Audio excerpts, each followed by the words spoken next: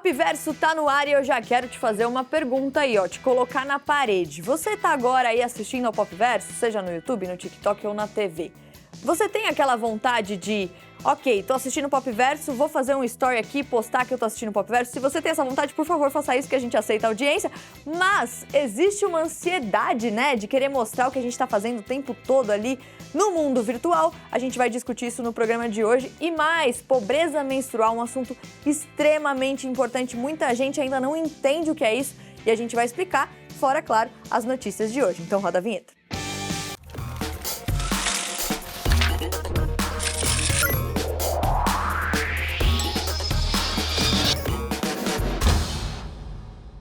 A gente já começa então falando sobre um post que viralizou.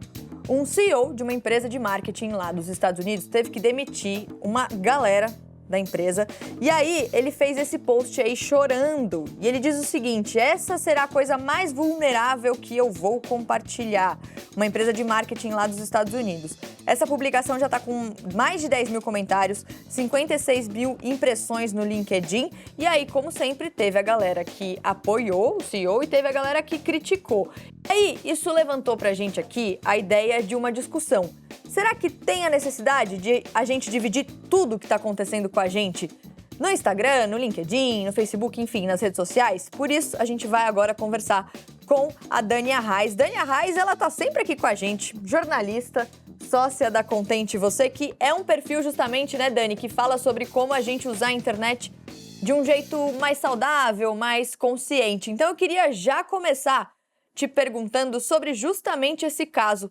Às vezes, quando a gente tem, enfim, casos como esse que viralizam, claro que existe a galera que critica e existe a galera que vai lá e fala, pô, entendo o seu lado. Como tudo na internet, né? Como tudo na vida, afinal. Mas pode ser também uma tentativa de conexão, de gerar identificação do outro lado, de, enfim, ultrapassar a tela ali, digamos assim. Bem-vinda! Obrigada pelo convite, Mari. Um prazer estar aqui. Sem dúvida, esse post gerou conexão, né? Seja pelo amor ou seja pelo ódio. Eu acho que quando a gente posta, a gente busca algum tipo de resposta. E é muito legal ter em mente o que é que a gente quer ao postar. Nesse caso especificamente, eu acho o tom um pouco apelativo, né? Ele tá ali chorando. Será que é assim? Será que ele não tá usando essa história para se promover? Eu acho que tem uma regra de ouro na Contente que a gente sempre usa, que é a gente pensar por trás de qualquer criação nossa, e eu com isso. Esse post, ele ajudou a pensar sobre um cenário de demissão em massa, ou esse post ajudou a ele falar sobre o capital social dele? Ele, olha que legal, eu sou um homem CEO, um homem branco, mas eu tô aqui chorando porque eu demiti pessoas. Então, sem dúvida, gerou conexão. Para mim, foi um pouco apelativo. E aí, Dani, tem nessas discussões, né, sobre posta ou não posta, sempre tem o extremo, né? A galera que posta tudo, mesmo que esse tudo ainda seja uma parte, e a galera que diz, eu não vou postar nada, eu não ligo pra isso e tal. Será que a gente também tá numa discussão de extremos em vez de procurar o meio do caminho? Porque também não dá pra negar que a gente vive numa era totalmente digital hoje, e que é legal dividir algumas coisas com as pessoas, né? Então, tem um olhar, às vezes, também muito extremista, digamos assim, né? Com a internet hoje. Será que as pessoas estão perdendo o caminho do meio, talvez? Talvez, Mari, eu acho que é assim, parece que tem, ou é de um jeito ou é de outro, ou você faz que nem a Bianca Boca Rosa e tem um cronograma para postar, né, tem lá nos stories, de manhã posta o café, no meio-dia posta o filho, ou você é essa pessoa que posta tudo o tempo inteiro, ou você é aquela pessoa low profile que não posta nada. Eu gosto muito do caminho do meio, da gente postar quando fizer sentido pra gente, quando fizer sentido a gente compartilhar uma conquista, mas ao mesmo tempo, quando fizer sentido a gente compartilhar uma vulnerabilidade, porque isso conecta também. Eu gosto muito de fazer desse espaço virtual um espaço que é um espaço de criatividade, de expressão, e é um espaço de trabalho também. Eu acho que muita gente hoje questiona assim, eu sou dentista, eu vou ter que fazer dancinha agora para falar na internet. Se você for bom de dançar, massa. Mas se você não for, você pode encontrar a sua maneira de estar nas redes sociais, porque é inegável que é um cartão de visitas. Muita gente fala assim, você tem que postar, você tem que aparecer, você tem que fazer live. E na Contente a gente acredita que a fórmula de criação de conteúdo que cabe na sua vida é uma mistura entre o que você quer falar com o que você dá conta de falar. Porque também não adianta você postar uma vez e daqui a 6 meses você postar de novo. Mas essa pressão para postar o tempo inteiro, ela pode ser adoecedora. Nossa, Dani, juro, eu adorei cada palavra do que você disse, porque aí eu até aproveito aqui para trazer um pouco da minha experiência, né? Eu, como criadora de conteúdo na internet também, eu sempre coloco isso na minha cabeça. Existe uma pressão, existe a galera dizendo que você precisa fazer isso para ter sucesso, para viralizar, mas existe o que eu acredito, que faz sentido para cada um. É muito diferente, né? Desde que não seja agressivo para o seu dia a dia. Porque, enfim, não dá para negar que a gente vive hoje nesse mundo e que é legal se conectar com pessoas, né? É sempre muito legal e pode surpreender muitas vezes. Dani, a gente tem só um minutinho aqui para encerrar, mas eu queria, sei lá, você, super clichê aqui, pedir aquela dica de ouro para lidar bem com as redes sociais. Eu acho que é você olhar para as suas emoções enquanto você navega. Da próxima vez que você abrir uma rede social, tenta entender, aqui eu senti inveja, aqui eu senti alegria, aqui eu senti que, meu Deus, parece que está todo mundo arrasando menos eu. Toda vez que você sentir alguma emoção, tenta anotar num papel, ver como você se sente e depois passa 1 ou 2 minutos pensando sobre aquilo. Porque muitas vezes a rede social, ela mostra muitas coisas que podem vir a ser gatilhos para você, mas isso pode servir até para você entender mais sobre você, para você levar para terapia e para você buscar uma relação em que a rede social ela te acrescente e não que ela te diminui. Sabe? Então, eu acho que é isso, você olhar como uma bússola para suas emoções e tentar navegar com mais intenção para se conectar de verdade com você e com as outras pessoas.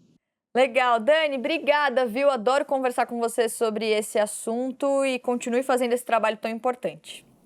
Muito obrigada, adoro ver tudo que você faz, inclusive seus posts sobre seu pai, que me emocionam muito e me ajudam no meu luto também. Obrigada. Tamo junto, Dani, um beijo. Hora das nossas notícias de hoje. Não sei se você lembra, mas nos últimos meses a gente aqui na CNN veio acompanhando, né, a guerra na Ucrânia.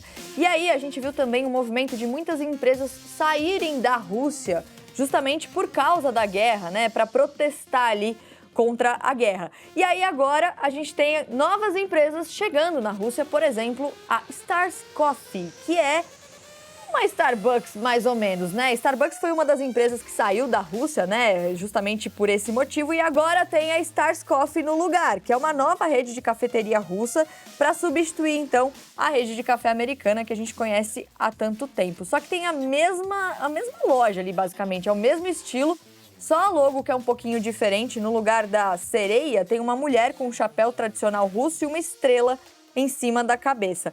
E aí, trazendo um pouquinho aqui do negócio, quase 80% dos 2.000 funcionários, mais ou menos ali, que trabalhavam para a Starbucks, aceitaram trabalhar para a nova rede. Agora a gente fala sobre outro lugar no mundo, vamos falar sobre Singapura. Então, até então, a relação entre 2 homens em Singapura era considerada crime. Mas, nas últimas décadas, não existiu nenhuma condenação, digamos assim. O que a lei diz é que, sendo crime, os homens poderiam pegar até 2 anos de prisão. Mas agora o primeiro-ministro de Singapura disse que não vai mais ser assim. Não vai mais ser crime a relação entre 2 homens. Ele disse isso no último domingo, mas não disse uma data específica para essa mudança de fato começar a valer. E aí uma testemunha, olha que legal, gravou a galera num bar aplaudindo e comemorando essa decisão que foi anunciada na televisão. É um movimento, inclusive Singapura é o mais recente país asiático a se mover para acabar com a discriminação contra a comunidade LGBTQIA+, um passo, né, na direção correta, mas não existem planos de mudar a definição legal de casamento entre homem e mulher. Então, esse é um passo. A gente vai acompanhar, claro, novas informações sobre isso. Bom, agora a gente vai ver uma entrevista que a Isa Gadelha aqui, da CNN, fez com um astro do K-pop. Ele é, atenção, cantor, compositor, rapper e produtor coreano, o Woods, e ele tem uma forte conexão com o Brasil, porque os fãs chamam ele de Luizinho.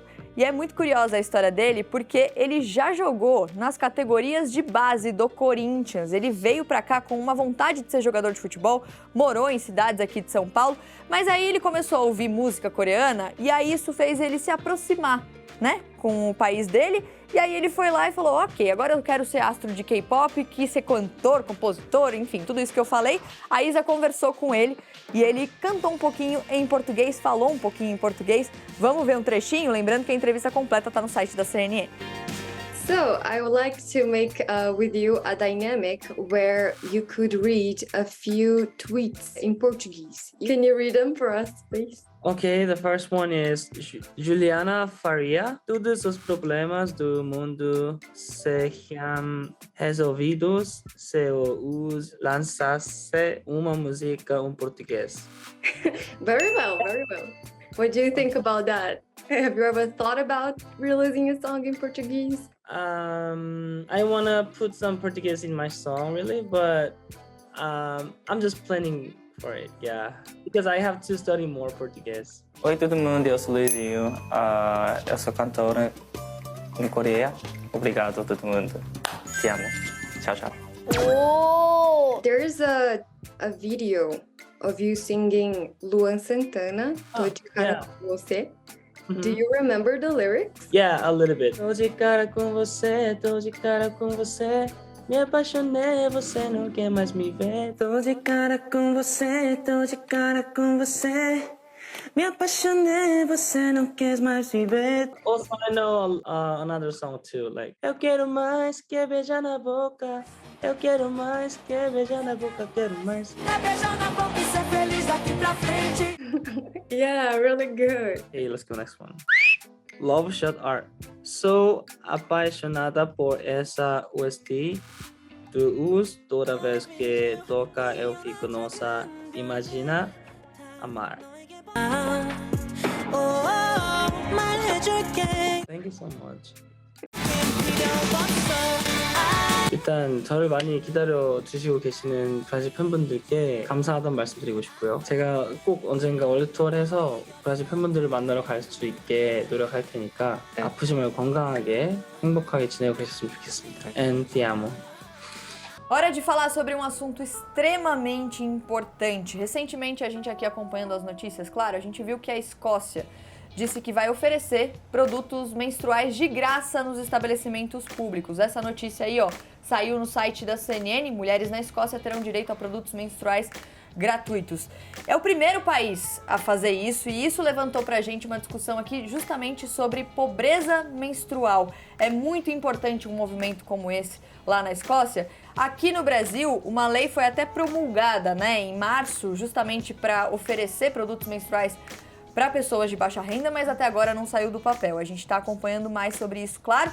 E aí eu tô aqui, como vocês já viram, com a Babi do nosso time, que vocês conhecem muito bem, também com a Natália Fiuza Righetti, que é do Girl Up, você tá até com a camiseta, Sim, né? Claro. Natália tem só 19 anos, que é um movimento que coloca as mulheres como líderes, né, Natália? As meninas. Isso é muito legal. E aí eu queria já aproveitar, então, Babi, vou perguntar pra ela primeiro, tá? Que é visita. Sim. A gente já aqui, ó, já estamos em casa. Inclusive, é um assunto extremamente importante.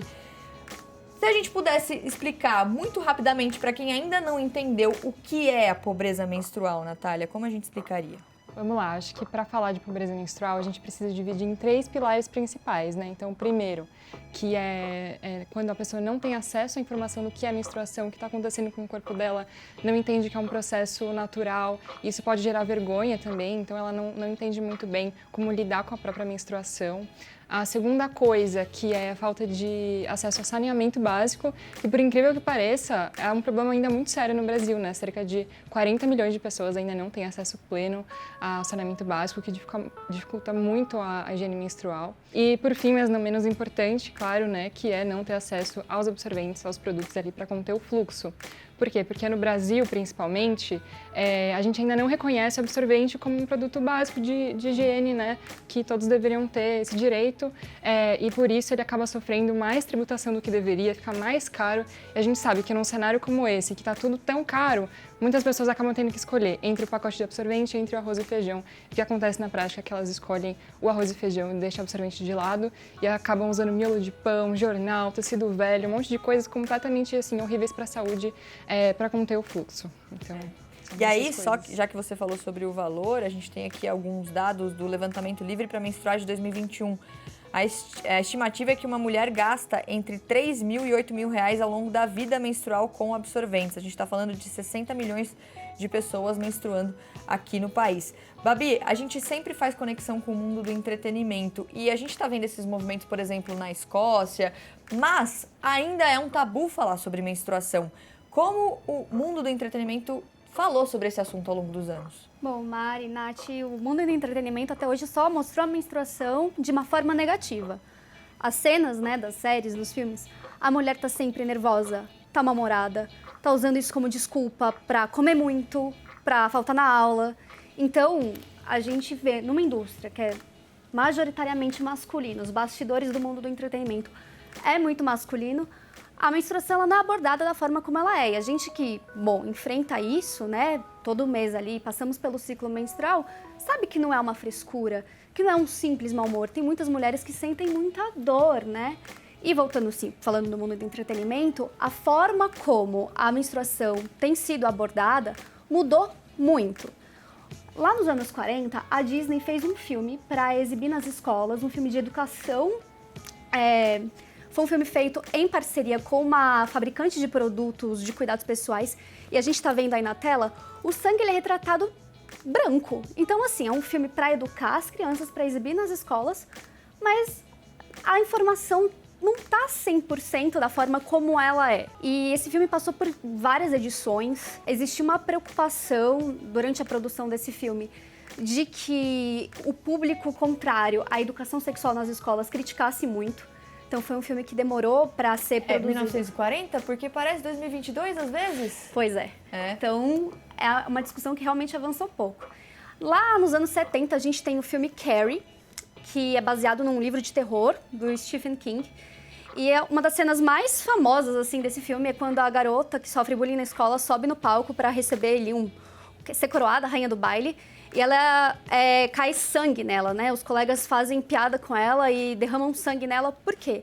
Um dos motivos dela ter virado piada na escola é porque ela menstruou no banheiro da escola e as crianças começaram a fazer piada dela.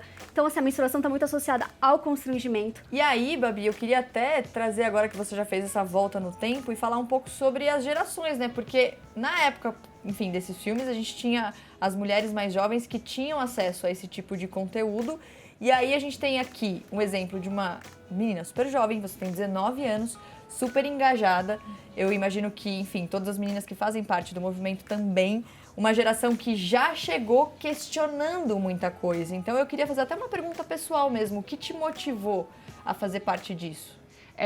Eu encontrei o Girl Up, que é uma iniciativa da Fundação da ONU, que está no Brasil aqui desde 2018, mais ou menos, e daí as meninas do Girl Up, elas têm autonomia para, enfim, se unirem, para se engajarem por meio de clubes no Brasil inteiro.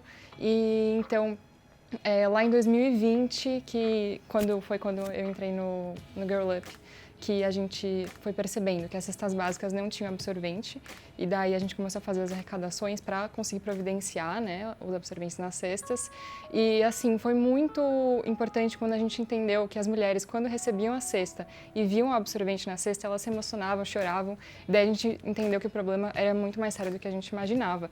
Só que ao mesmo tempo, a gente também entendeu que não era justo que ficasse só na base das doações. A gente precisa que isso vire uma política pública de verdade, que esse acesso seja garantido, que ninguém precise mais depender só de doação. Afinal, é um direito básico, né? Então, desde então, a gente está mobilizando uma rede de meninas, como eu falei, no Brasil inteiro, que estão batendo lá na porta dos deputados, das deputadas, dos vereadores, para fazer um projeto de lei em vários lugares que garanta esse acesso nas escolas, nos presídios, para as populações vulneráveis. E a gente já conseguiu vários projetos de leis aprovados, protocolados, então é uma vitória aí das meninas, né? E não só das mulheres, mas acho que é legal falar que é das meninas também.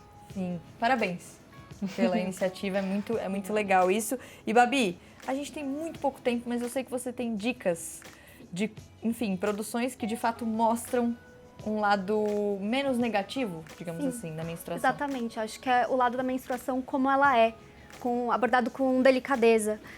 São 3 dicas, recentes também, porque como a gente trouxe aqui, as novas gerações pressionam e a cultura pop entende, digamos assim. A primeira dica é o filme Red, que é da Disney, que foi lançado nesse ano. É uma garota na puberdade que se transforma num panda vermelho. Ali é uma metáfora à menstruação. E é abordado de uma forma muito delicada. E até a própria diretora do filme falou em entrevista a sites que vai além, né, só de ser uma metáfora sobre a menstruação, mas sobre a relação mãe e filha. E a gente também tem outra dica, que é o filme Absorvendo o Tabu, que é um curta que ganhou o Oscar. E é muito bonito até o discurso das diretoras desse curta, quando é um documentário, quando elas ganham o Oscar, elas falam, nossa, um filme sobre menstruação ganhando o Oscar, quando a gente imaginou que isso ia acontecer, né? Principalmente desse passado de ter abordado a menstruação de uma forma muito negativa. E também tem o filme Padman, que é um filme baseado em fatos reais sobre um homem indiano que constrói uma máquina para produzir absorventes para mulheres ali na zona rural da Índia que não tem muito acesso e também é uma região de muita pobreza menstrual. Belas dicas da Babi pra gente encerrar o Pop Verso de hoje, então eu queria agradecer, Babizita, mais uma vez pela conversa aqui, sempre muito boa. Nath, volte sempre. Parabéns pelo trabalho, se precisar, a gente tá aqui.